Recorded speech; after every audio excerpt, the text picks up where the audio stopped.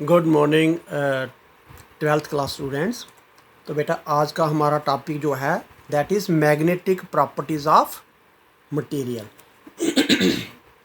तो मटेरियल की magnetic property पढ़ने के लिए है ना हमें कुछ टर्म्स का आइडिया होना चाहिए। वो टर्म्स मैं पढ़ाने जा रहा हूँ। The first term is magnetic field. Magnetic field intensity. Magnetic field intensity इसे हम एच से डिनोट करते हैं, है ना। तो देखिए क्या है जे, अगर मैं आपको बोलूं कि ये आप पढ़ चुके हैं सोलेनॉइड के केस में कि ये एक करंट कैरिंग सोलेनॉइड है, इसमें ये आई करंट जा रहा है ना। तो तब सोलेनॉइड के हर एक टर्न के अंदर मैग्नेटिक फील्ड बनेगी और जिसकी डायरेक्शन अलोंग इट्स एक्सिस रहेगी। और वो मैग्नेटिक फील्ड अगर मैं बोलूँ कितनी है तो number of turn per unit length कितने हैं, है ना। और उसके बाद हमारे पास करंट कितना है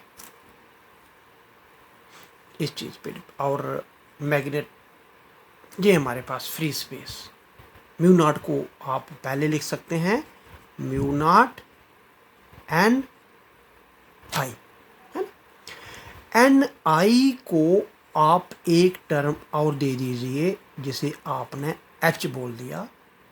तो जहाँ पे मैं लिखूँ कि एच क्या है, H means product of number of turn per unit length of the solenoid and current flowing through the solenoid, है ना। क्योंकि उसी जितना करंट हमारे पास इस सोलेनॉइड में होगा उतनी ही मैग्नेट फील्ड की स्ट्रेंथ ज़्यादा हो जाएगी, है ना। हम बोलेंगे जब कोई भी सब्सटेंस इसके अंदर रखा जाएगा वो कितना मैग्नेटाइज होगा, है ना। वो डिपेंड करेगा कि इसके टर्न के अंदर कितनी मैग्नेट फील्ड है, और मैग्नेट फील्ड टर्न के अंदर जो है वो डिपेंड करेगी कितना करंट है, राइट।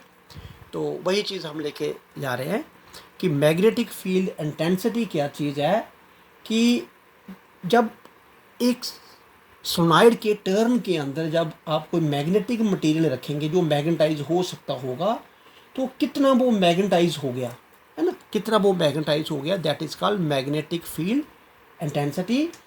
जहाँ जिसे हम बोल सकते हैं कि वो सब्सटेंस जो है जब आप इस सोलेनॉइड के अंदर रखा तो कितना वो सब्सटेंस जो है उसमें मैग्नेटिक कितना मैग्नेटिक बिहेवियर आ गया, कितनी मैग्नेटिक प्रॉपर्टी आ गई उसकी, है ना। तो इसे मैं ऐसे लिख सकता हूँ, it is defined as the degree up to which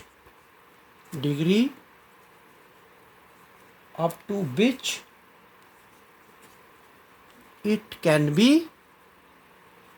magnetized.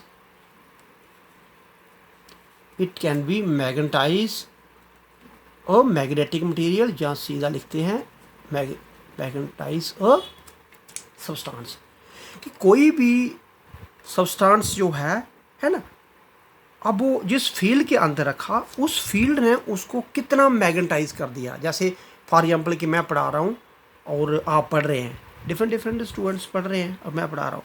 अब मेरी कितनी एबिलिटी है आपको मैग्नेटाइज करने की, आपको मैग्नेटाइज करने की मतलब हो गया आपको कोई चीज़ समझाने की, है ना।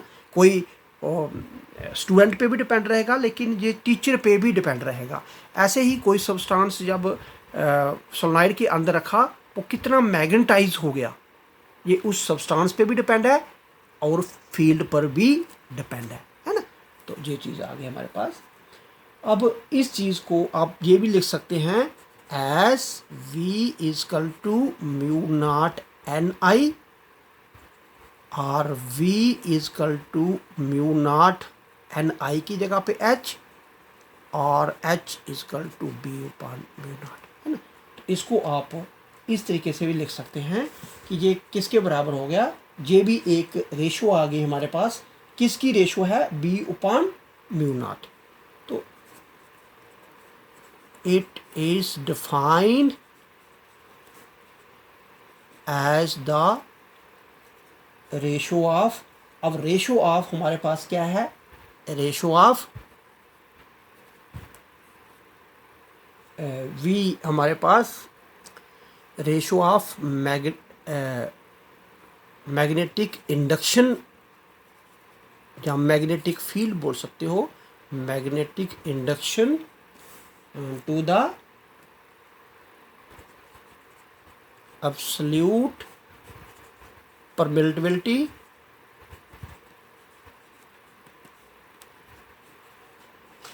Of the free space,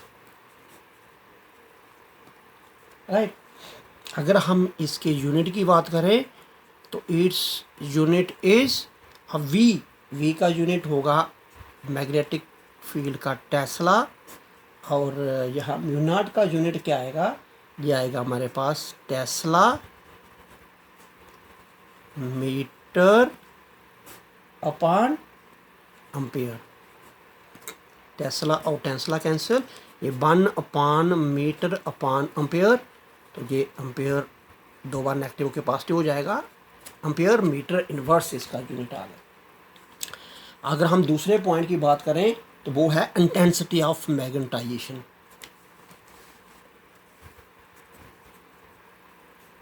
intensity of magnetization, intensity of magnetization, या सिंपली आप इसे मैग्नेटाइजेशन बॉडी भी यूज़ कर सकते हैं, एम जहाँ आई से इसे डिनोट करते हुए, तो मैं आई लेके चल रहा हूँ इधर, ठीक है।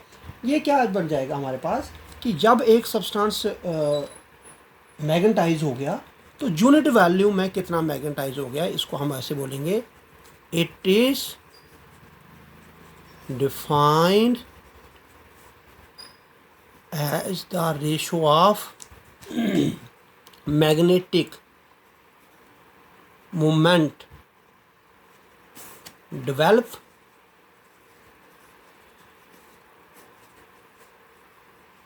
पर unit volume of the magnetic substance, है ना। तो जैसे हम इसे मैंने बोला कि आई से जोड़ कर सकते हैं, तो आई इजकल टू कितना हमारे पास मैग्नेटिक मोमेंट डेवलप हो गया पर यूनिट वॉल्यूम, ये आ गया, है ना। जैसे आपने इलेक्ट्रिक फील्ड में पढ़ा हुआ है इलेक्ट्रिक डाइपोल मोमेंट, है ना, दैट इज चार्ज और कितना दोनों चार्ज के बीच में डिस्टेंस है, मैग्नेटिक डाइपोल मोमेंटम। तो मैग्नेट के केस में, है ना, बार मैग्नेट केस में पोल की स्ट्रेंथ कितनी है और दोनों पोल के बीच में डिस्टेंस कितना है, तो M small M pole strength आ गया, एल नॉर्थ और पोल के बीच में गैप आ गया, वॉल्यूम को area of cross section into one more dimension length, है ना, तो वॉल्यूम बन जाता है, एल और एल कैंसिल हो गया, it means M upon A. M यहाँ पे क्या है, पोल की स्ट्रेंथ है, और ए क्या है, एरिया ऑफ क्रॉस सेक्शन। तो ये आपने प्रॉपर्टी पढ़ी हुई है कि जो पोल की स्ट्रेंथ जो है वो मैग्नेट की लेंथ पे डिपेंड नहीं है। दूसरा मैग्नेट अगर लेंथ छोटा लिया हुआ है, लेकिन ये पोल की स्ट्रेंथ, ये क्रॉस सेक्शन अगर दोनों का बराबर है तो इसकी पोल की स्ट्रेंथ एम है, तो इसकी पोल की स्ट्रेंथ भी एम होगी, ऑल दो इसकी लेंथ देखिए उससे कम है, तो वो एरिया ऑफ क्रॉस सेक्शन पे डिपेंड करती है, ठीक है। तो इस तरीके से हम इसका यूनिट भी अगर हम बोल लें, unit of intensity of magnetization, तो वो भी देखिए एम पोल स्ट्रेंथ होता है एम्पेयर मीटर, और एरिया ऑफ क्रॉस सेक्शन में मीटर स्क्वायर, एक मीटर कैंसिल हो गया, ये भी एम्पेयर मीटर इनवर्स से इसका यूनिट बनता है। अगर हम थर्ड की बात करें तो थर्ड हमारे पास आती है magnetic permittivity, MAGNETIC, magnetic PERMEAVILITY, magnetic permittivity, जिसे म्यू से आप रिप्रेजेंट करते हैं, है ना। अभी आपने बोला कि V is equal to mu H और mu is equal to B upon H, है ना। तो V क्या है, जहाँ पे मैग्नेटिक इंडक्शन है, मैग्नेटिक इंडक्शन का मतलब हो गया मैग्नेटिक फील्ड स्ट्रेंथ, और एच क्या है यहाँ पे, मैग्नेटाइजिंग फील्ड है। जिस फील्ड को अप्लाई करके आप क्या कर रहे थे, मैग्नेटाइज कर रहे थे, और जितना मैग्नेटाइज हुआ उसे मैग्नेटिक इंडक्शन बोलेंगे, है ना।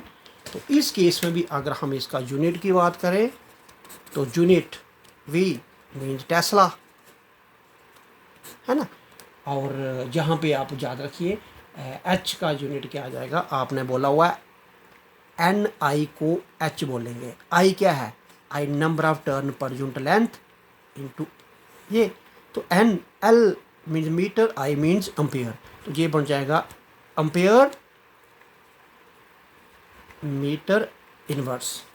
तो अगर हम इसकी बात करें टेस्ला, तो ये हमारे पास एम्पियर ऊपर जाके ये तो माइनस हो जाएगा, पहले हम इसको लिख लेते हैं क्योंकि ये पॉजिटिव रहेगा और ये माइनस हो जाएगा, है ना। Tesla metre ampere inverse.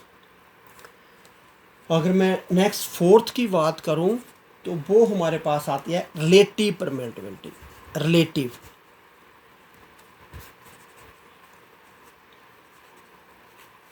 है ना, तो रिलेटिव परमिटिविटी क्या है, रिलेटिव परमिटिविटी का मतलब होता है permittivity of the medium, permittivity of the free space, है ना। तो इसका तो कोई यूनिट होगा ही नहीं, नो यूनिट, है ना। अगर मैं वैक्यूम की बात करूं, BACWM, तो रिलेटिव परमिटिविटी की वैल्यू 1 होती है। अगर मैं एयर की बात करूं तो रिलेटिव परमिटिविटी, जैसे हम 1 ही लिखेंगे लेकिन ऐसे हम लिखने के लिए 1.234560 और ये 4 लिख देता हूँ। लेकिन अगर हम आयरन वगैरह की बात करें तो रिलेटिव परमिटिविटी ऑलमोस्ट 1000 मीन्स कि बहुत ज़्यादा है। जिसकी भी रिलेटिव परमिटिविटी ज़्यादा है समझो उतना ही वो ज़्यादा मैग्नेटाइज होगा, उतनी ही ज़्यादा मैग्नेटिक फील्ड जनरेट कर सकता है, ठीक है। Next magnetic susceptibility, SUSCEPTIVILI। Magnetic susceptibility का मतलब आप कुछ ऐसे समझिए कि कोई भी मटेरियल जितनी जल्दी मैग्नेटाइज हो रहा है समझिए उसकी मैग्नेटिक ससेप्टिबिलिटी ज़्यादा है। जैसे फॉर एग्जांपल एक टीचर बच्चों को पढ़ा रहा है, एक बच्चे ने एक ही बार टीचर ने बोला समझ आ गया, एक बच्चे को 2 बार समझाने पे समझाया, एक बच्चे को 10 बार समझाने पे समझाया, तो हम बोलेंगे हर बच्चे की मैग्नेटिक। तो ऐसे ही मैग्नेटिक मटेरियल जो हैं कुछ ऐसे सब्सटेंस हैं बहुत जल्दी मैग्नेटाइज हो जाते हैं, है ना। उसकी how easily a substance can be magnetize, जिसको हम ऐसे बोल सकते हैं how easily a substance can be magnetize, MAGNETI। तो उसकी मैग्नेटिक ससेप्टिबिलिटी का आइडिया हमें मिल जाता है। अगर हम इसकी डेफिनेशन देनी है मेजरमेंट तो वो आ जाएगी I/H। I यहाँ पे क्या है, जब मटेरियल को मैग्नेटाइज कर रहे हैं तो वो कितना मैग्नेटाइजेशन हुआ, है ना, वो मटेरियल कितना मैग्नेटाइजेशन हो गया, मैग्नेटाइजेशन ऑफ द सब्सटेंस, जिसे इंटेंसिटी ऑफ मैग्नेटाइजेशन भी बोलते हैं। और H क्या है, मैग्नेटाइजिंग फील्ड, है ना। मतलब कहने का मतलब हो गया I हो गया स्टूडेंट कि कितनी उसको समझ आई, और H हो गया टीचर, है ना, कितना समझाने वाला था, तो ये आ गया। तो इसका I और H है तो दोनों ही सेम फिजिकल क्वांटिटी आ रही हैं, कितना मैग्नेटाइज हो गया, जो कितनी मैग्नेटाइज फील्ड है, तो इसलिए सेम क्वांटिटी होने से इसका कोई भी यूनिट नहीं है, इट हैज़ नो यूनिट। यहाँ डायमेंशन यूनिट भी नहीं है तो डायमेंशन भी है। अब उसके बाद हमारे पास एक मोस्ट इम्पॉर्टेंट पूछा जाता है कभी कभी, relation between magnetic permittivity and magnetic susceptibility. ये क्या रिलेशन है, आपने देखा होगा मैग्नेटिक परमिटिविटी तो हमेशा 1 से बड़ी होगी, है ना, तो 1 प्लस मैग्नेटिक ससेप्टिबिलिटी। तो ये रिलेशन आप ड्राइव करने जा रहे हैं। अगर मैं एक सोलेनॉइड की बात करूं और सोलेनॉइड में कुछ भी मटेरियल नहीं रखा है, तो सोलेनॉइड के अंदर की मैग्नेटिक फील्ड जो है, हमने बोला म्यू नॉट एन आई के इक्वल, एन आई को हम एच बोलते हैं, तो अंदर की मैग्नेटिक फील्ड होगी म्यू नॉट एच। ठीक है, लेकिन जैसे ही सोलेनॉइड के अंदर आप क्या कर देंगे, कोई आयरन का मटेरियल रख दें, तो उस समय इसके अंदर की मैग्नेटिक फील्ड थोड़ी सी और ज़्यादा हो जाती है ना।